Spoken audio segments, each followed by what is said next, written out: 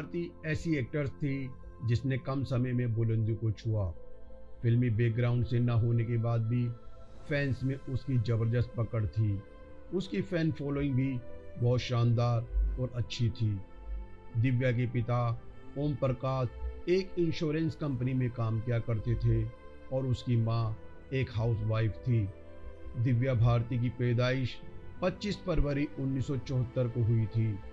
उन्होंने सिर्फ 9वीं क्लास तक एजुकेशन हासिल की। 14 साल की उम्र में ही उसने मॉडलिंग की शुरुआत की। गोविंदा के भाई कीर्ति कुमार ने दिव्या को फिल्म राधा का संगम में साइन किया था। बदकिस्मती से इस फिल्म से दिव्या को निकालकर जूही चावला को ले लिया गया, लेकिन दिव्या ने हौसला नहीं छोड़ा और जिंदगी की कश्मकश में लग गई। उसकी मेहनत भी रंग लाई और उसने अपने कैरियर की शुरुआत तेलुगु फिल्म बॉबली राजा से की। फिल्म बॉक्स ऑफिस पर सुपरहिट साबित हुई और दर्शकों के बीच में वो काफ़ी मशहूर और पॉपुलर हो गई। लोग उसको उसके नाम से, उसकी एक्टिंग से पहचानने लगे। 1992 में दिव्या की फिल्म दीवाना रिलीज हुई, जिसमें शाहरुख खान ने अपने कैरियर की शुरुआत की। फिल्म बॉक्स ऑफिस पर जबरदस्त हिट हुई तो लोगों में उसकी पॉपुलैरिटी बढ़ने लगी। धीरे धीरे वो एक से बढ़कर एक फिल्में साइन करने लगी। फिर दिव्या भारती ने राजीव रॉय की फिल्म विश्वात्मा में काम किया, जिसका एक गाना बड़ा ही मशहूर हुआ, सात समुंदर पार में तेरे पीछे पीछे आ गई। दिव्या लोगों के बीच में मासूम चेहरे और अपनी शानदार एक्टिंग के लिए याद की जाने लगी। दर्शक भी उसकी खूबसूरती पर फिदा रहने लगे। दीवाना फिल्म के बाद उसकी नज़दीकियां साजिद नाडियाडवाला के साथ बढ़ने लगी और दोनों एक दूसरे से मोहब्बत करने लगे। कुछ दिनों के बाद दिव्या भारती ने साजिद नाडियाडवाला के साथ मैरिज कर ली। शादी कर लेने के बाद लोगों को अचंभा भी हुआ और हैरत भी कि अपने कैरियर के पीक में होने के बाद भी दिव्या ने आखिर शादी क्यों की। ये सब खबरें अखबार में सुर्खियां बनने लगी। शादी के बाद दोनों की जिंदगी अच्छी चल रही थी और दिव्या अपनी जिंदगी में आगे बढ़ चुकी थी।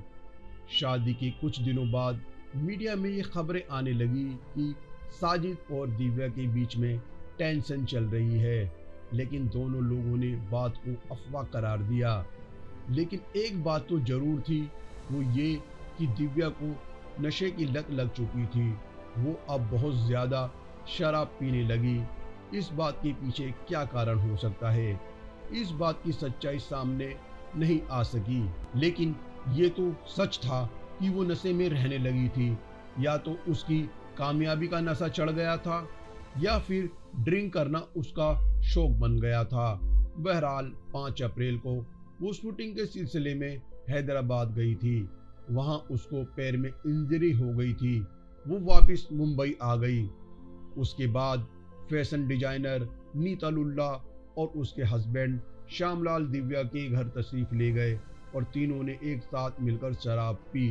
पार्टी करने के बाद दिव्या भारती खड़ी हुई और हाथ ऊपर उठाने लगी। धीरे धीरे वो विंडो की तरफ बढ़ने लगी और वहीं पर उसका बैलेंस खराब हो गया और वो 5वीं मंजिल से गिरकर मौत के आगोश में चली गई। हालांकि नीता लुल्ला उसके हस्बैंड दिव्या भारती को ऊपर हॉस्पिटल ले गए, लेकिन 5वीं मंजिल से गिरने की वजह से उसको बचाया नहीं जा सका।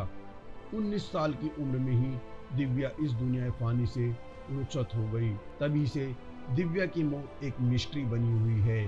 कई मीडिया रिपोर्ट में तो दावा किया गया कि उस वक्त घर में दिव्या की नौकरानी अमृता भी मौजूद थी, फिर वो कैसे विंडो से गिर गई।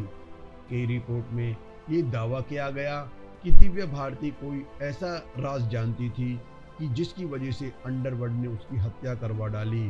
कई रिपोर्ट में शक की सुई कई लोगों पर पहुंची, कई लोग शक के दायरे में भी आए और कई लोगों से पुलिस ने सख्ती से पूछताछ की, लेकिन कोई सच्चाई सामने नहीं आ सकी। थक हार कर मुंबई पुलिस ने इस केस को बंद कर दिया। केस बंद कर देने के बाद भी लोगों के जहन में ये सवाल उठा कि आखिर दिव्या भारती की मौत किस परिस्थिति में हुई है। ये केस आज भी मिस्ट्री बना हुआ है। अपने इस छोटे से फिल्मी कैरियर में दिव्या ने 20 से ज़्यादा फिल्मों में काम किया और लोगों का मनोरंजन किया। भले ही आज दिव्या भारती हमारे बीच में नहीं है, उसकी एक्टिंग, उसका भोलापन लोगों को रह रह कर याद आता है। दिव्या जहाँ भी रहे खुश रहे। दिव्या को बचपन से ही ऐसा शौक था कि फिल्मों में काम करे।